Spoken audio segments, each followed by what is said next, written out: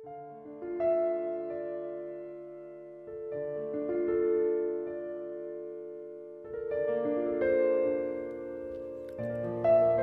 to Kabbalah Podcast, the Filipino version, episode 17, mga kasagutan sa ilang mga katanungan. Ang lahat ng mga kaluluwa sa mundo ay naririto sa mga nakaraang okasyon. Ito ay parang dinner party kung saan ang mga bisita ay patuloy na pumapasok at lumalabas.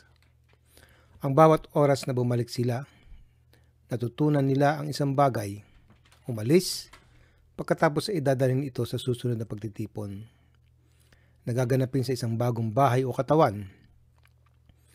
Lahat ng kanilang mga karanasan mula sa nakaraang pagtitipon ay inilalapat sa kanilang kasalukuyang pagbisita. Gayun din sa tuwing bumibisita ang isang kaluluwa, ay lumalakas at umuunlad ang mga pagnanasa nito dahil sa pag-unlad nito sa kahapong pagtitipon o buhay. Sino ako?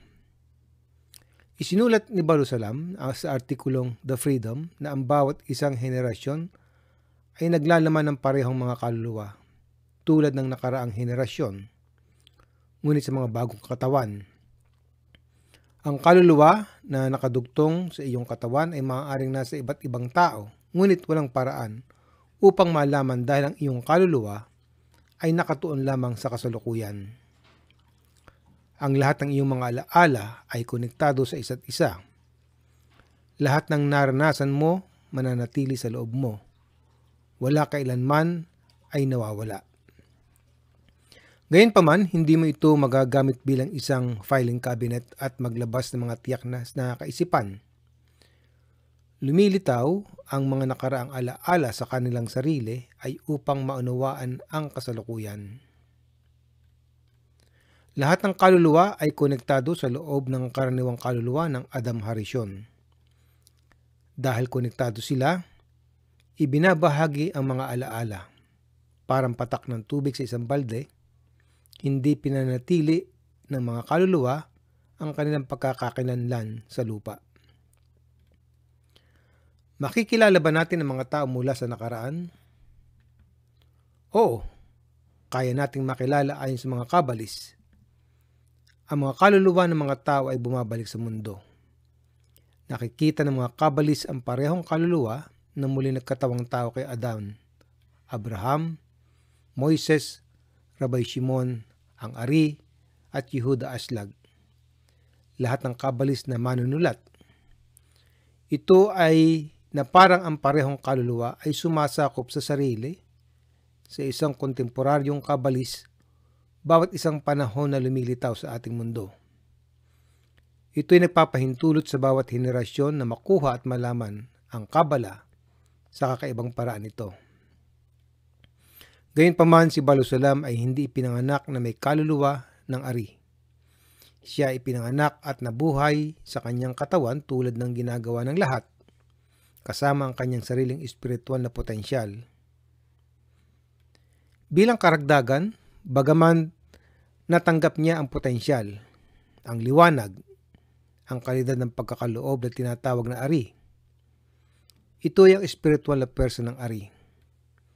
Pagkatapos ay nagpatuloy siya sa pagbuo nito sa pamamaraan ng Kabbalah.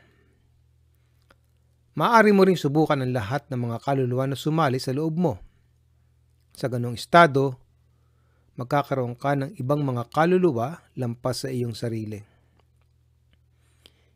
Isa sa gagawin ng mga karagdagang kaluluwang ito ay tatawaging the donkey driver o ang driver ng asno. Ang kaluluwa na tumutulong sa iyo na patnubayan ka sa iyong espiritual na landas na aming nabanggit. Maaari ba akong muling magkatawang tao bilang isang hayop? Kung tungkol sa mga kaluluwa, ang Kabbalah ay nakikilala ang pagkakaiba sa pagitan ng hayop at tao. Ang mga hayop ay may buhay, habang ang mga tao ay parehong may buhay at espiritual. Bilang tao, ikaw at ako ay may kakayahang magbigay pabalik sa lumikha. Ang aklat na Together Forever ay nagsasabi sa kwento ng isang malungkot na salamangkero na gumagawa ng mga bagay para mapanatili siya. Siya ay lumikha ng isang aso na napakatapat at mabuti para alagaan. Ngunit hindi kaya ng aso na gantihan ang tiyak na pangalaga na ibinigay ng salamangkero. Ang kayang suklian sa lumikha ay ang handog ng sangkatauhan. Sa makatuwid, ang reincarnation at evolusyon ng mga kaluluwa ay nakikitungo lamang sa katawan ng tao. Ilang beses ako kailangang mag-reincarnate o muli magkatawang tao? Sa kanyang artikulo, Which Degree Should One Achieve? O aling antas ang dapat makamit ni Rab Baruch Ashlag, anak ni Yehuda Ashlag at isang dakilang kabalis, ay nagtatanong, ano ang antas na dapat makamit upang siya ay hindi na kailangan muli magkatawang tao? Sumasagot siya na ang kaluluwa ay nagpapatuloy upang bumalik hanggang makumpleto nito ang pagwawasto at bumalik sa ugat nito. Hindi mo kailangang itama ang iba, ngunit dapat subukang bigyan sila ng paraan upang gawin ito. Kung naiwasto mo ang iyong sarili ng buo at ginawa ang lahat ng iyong makakaya para sa iba, hindi ka magpapatuloy upang muling magkatawang tao. Ang bilang ng mga kaluluwa sa universal na sistema ay 600,000 at ito ay hindi nagbabago. Mayroong 6,000 taon na ibinigay para sa lahat ng kaluluwa upang maabot ang pagkamit. Noong 2009, may natitira pang 231 taon. Kung gaano katagal ang mga kaluluwa ay patuloy na bumabalik sa mundo, ay depende sa kung gaano kalaki ang pag-unlad tungo sa kanilang pagwawasto. Maaari mong isipin na ang iyong kaluluwa ay nasa isang paglalakbay at ikaw ang gabay sa landas. Kung pinangunahan mo ang mga hiker o mga kaluluwa sa kanilang layunin, hindi na nila kailangan bumalik sa susunod na taon sa landas ng buhay o babalik sila ng mas malakas at handang umunlad ng higit pa. Ang anumang pag-unlad ay mabuting pag-unlad. Ang layunin ay dalhin ang lahat ng mga kaluluwa sa tuktok ng espiritual na tugatog kung saan ang kumpletong pagwawasto ay makamit. Sila ay nagiging mas naiwasto habang sila ay umaakyat, hanggang sa lahat ng kaluluwa ay umabot sa tuktok at sila ay patuloy na babalik sa ating katawang lupa para matulungan natin silang umakyat. Ang pag-aaral ng Kabala ay pinabibilis ang pag-unlad. Maaalala ko pa ba ang mga nagdaang buhay? Hindi mo mararamdaman ang mga nakaraang buhay gamit ang iyong mga pandama sa katawan. Dumaan ka sa mga yugto ng iyong buhay bilang sanggol, kabataan, teenager, lahat ay humahantong sa iyo ngayon. Ikaw ngayon ay hindi makita ang ikaw noong nakaraang linggo dahil tinakpan ito ng ikaw ngayon. Ang lahat ng mga yugto ay naroroon, ngunit makikita mo lamang ang kasalukuyang estado na ikaw ngayon. Ang pinaka-advance na punto sa nakaraan ng iyong kaluluwa ay ang iyong punto ng pagsisimula sa buhay na ito. Kung nakamit mo ang isang mataas na antas ng espiritualidad, ang susunod na tao na sumali sa iyong kaluluwa ay magkakaroon ng mas mahusay na panimulang punto. Ano ang natitira sa mga nakaraang buhay? Ang isang nakaraang buhay ay maaari ring makaapekto sa iyong buhay na ito. Kadalasan ay positibo.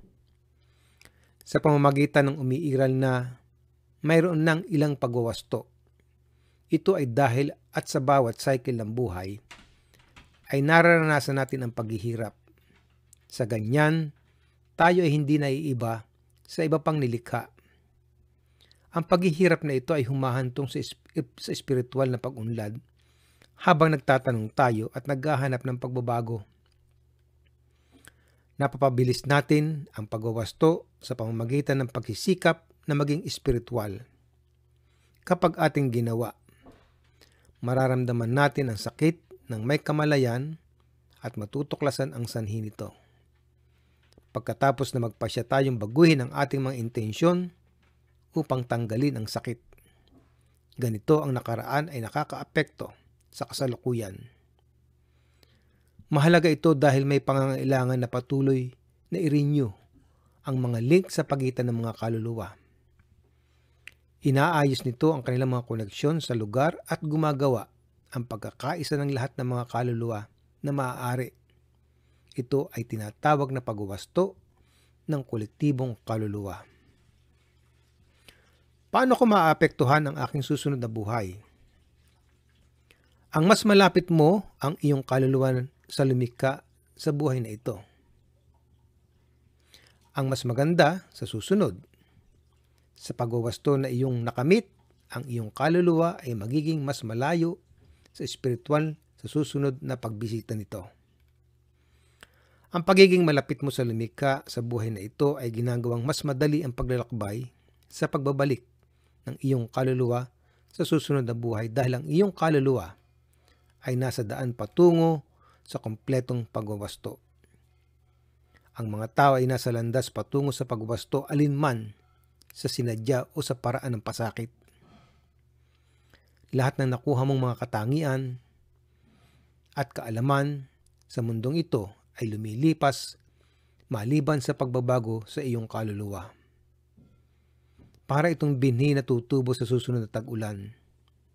Kung kailan ang halaman ay namatay, ang buto nito ay nahuhulog at sisibulang isa pang halaman. Kung ano na iwan ay ang enerhiya ng halaman, ang espiritual na enerhiya na nananatili sa atin ay isang kaluluwa. Itinuturo ng Kabala na ang sukdulang sukutan ng iyong buhay ay nasa pagkakaiba sa pagitan ng kaluluwang natanggap mo sa pagsilang at ng kaluluwang mayroon ka ngayon. Sinusukat nito kung gaano mo naiangat ang iyong kaluluwa sa espiritual. At sa buod ng ating episode, ang mga kaluluwa ay patuloy na bumabalik sa mundong ito hanggang sa sila ay makamit ang kompletong pagwawasto. Ang reincarnation ay kinabibilangan lamang ng kaluluwa ng tao, hindi na ang kaluluwa ng hayop o karakter, kagustuhan, at hindi mga kagustuhan, damdamin at tendensiya. Ang espiritual na pag-unlad na ginawa mo sa nakaraang buhay ay ang iyong panimulang punto sa kasalukuyang buhay. Kung gusto mong malaman kung nasaan ka na, tuklasin mo muna kung sino ka sa pamamagitan ng pagtuklas sa ugat ng iyong kaluluwa. Hindi mo mababago ang iyong uri o kahit na ang iyong kasarian sa pagitan ng mga ikot ng buhay. Hanggang sa susunod ng Kabbalah Podcast, the Filipino version, maraming salamat.